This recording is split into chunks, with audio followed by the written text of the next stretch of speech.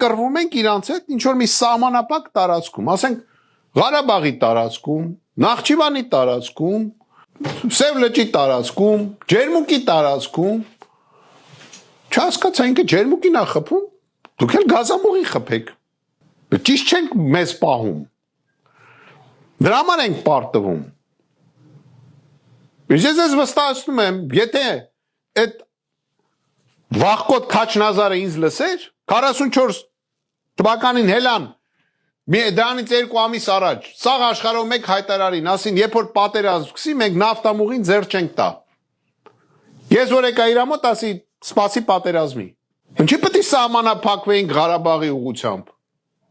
Պետք է նենց անենք, որ իրանց սաղ տարածքով, իրանց քամակները երար, որտեվ իրանք, նորից եմ ասում, ավելի խոցելի են։ Մենք նստել ենք, վայվույներս դրել ենք։